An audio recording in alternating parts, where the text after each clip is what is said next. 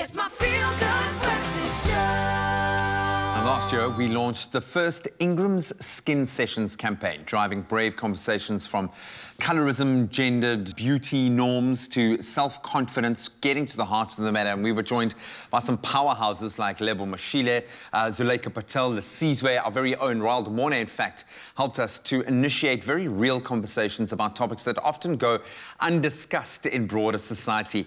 Now, in 2021, we're excited to delve a little deeper beyond the topics that were once just skin deep with the new Ingram's Skin Sessions, what will hopefully be a thought-provoking campaign to start a dialogue surrounding the often controversial issues lying just below the surface. And our first topic, I love this one, beauty redefined. And we are going deep for this one because for decades, media has portrayed the beauty ideal in magazines, online and on TV, the socially constructed notion that physical attractiveness is one of a woman's most important assets. This has had a profound impact on how we perceive ourselves. However, social media has opened us up to a wider variety of representation, providing us with a new definition of beauty, making room for women of color, larger women, women with vitiligo, bald women, women with gray and wrinkles. And this newfound celebration of self-love and self-acceptance has even caught on with men. Joining us this morning, we welcome two women, body positive Yummy Hearts and Curves director Oyama Buota, as well as body positive philanthropist and visual storyteller Boitumelo Rametsi. Good morning, Queen. So good to have you with us this morning. Thank you so much for having us. Oyama, I'm going to start with you.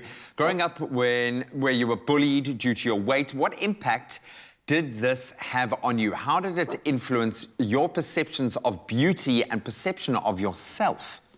Well, I think growing up for any child, when you're being bullied, there's never anything positive that comes from that because it becomes more a mental thing in the long run. Because, I mean, if it's a case of somebody bullying you about your skewed teeth and then you fix them, and then you realize that it's more than the physical. It's definitely like internally. I grew up with a cousin who was smaller than me. I didn't see anything wrong with wearing shorts, but people will always project their own insecurities, and because they'll be like, no, you're not supposed to wear shorts until you're a certain size being the way that my cousin is, because she was way smaller than I was. And I later didn't even realize that the way that I was navigating my life in terms of the things that I was wearing, I realized it had been because of this normative yardstick that's been placed on me from back in the day when I was still a teenager, and that I was still internalizing it in my bigger age. So it's really been a negative one per se, but I'm glad to have gotten on this journey where I have curated my own narrative on what beauty is. And look at you now, inspiring other people out there to live confidently and comfortably in their skin. And Boitumelo, I'll ask you as well, because I remember you described your first experience with vitiligo as unhappy and a traumatic period. I mean, what effect did it have on your self-confidence? And what was your turning point where you were saying, like, yes, I'm just going to own this? So when I was 12, I had my first spot on my belly. And it just started appearing in very little spots in primary school and high school as well.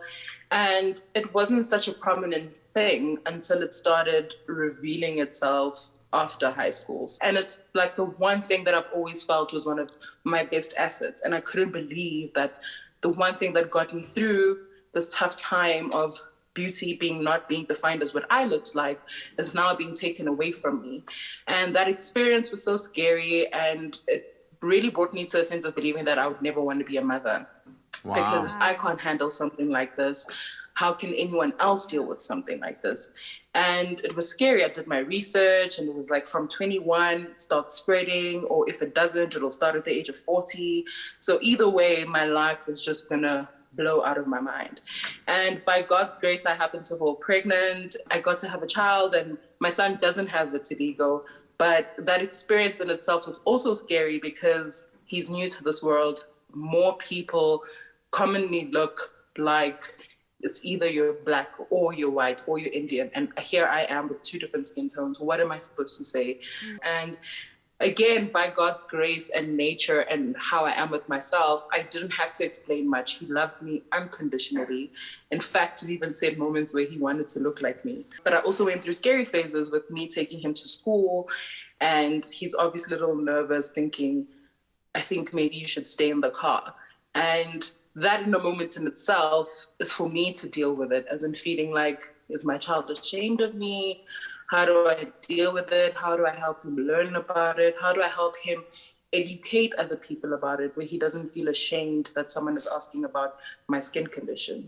Yeah, it's amazing. With a child, it gets real very quickly, and it's amazing how much of your own baggage you've got to set aside. So, Yoma, I've got an important one for you here. You're known, obviously, for your curves, your gorgeous curves. What comes with the territory, especially on social media, are critics, and some are saying that you're encouraging people to live unhealthy lifestyles. How do you respond to that?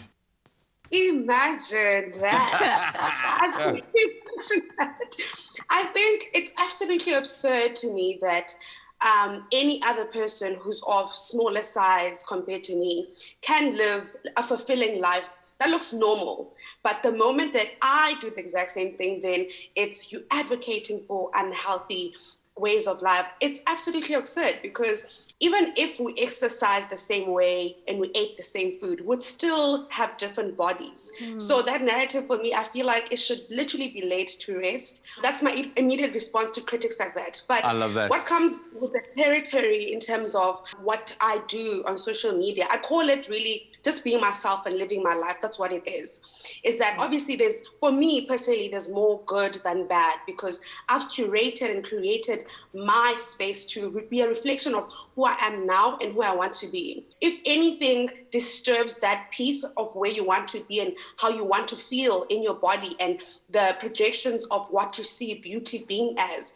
then mute and block. And I choose to dwell in the positive light of what I see is my journey and my beauty going forward. Yeah, don't project on me.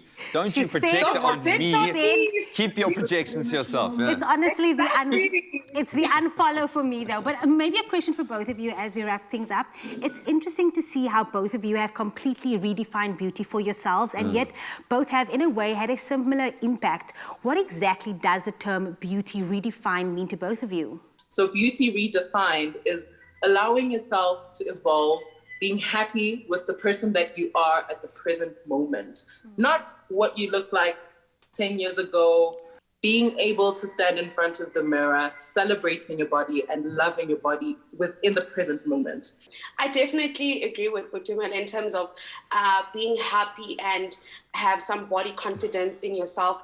But more than anything, for me, it's really taking autonomy of what it means to you, because when they say beauty is in the eyes of the beholder, you need to be your own beholder. So that's why for me, starting like all bodies are beautiful meetup, even for Yummy Hearts and Curves to be where it is now, it's really been about me redefining my beauty and being spaces and collaborating with brands like Ingram's who are enforcing the type of narrative when it comes to beauty. Yes. I love it. You are both wonderful, amazing human beings. Thank you so much for engaging with us so candidly this morning.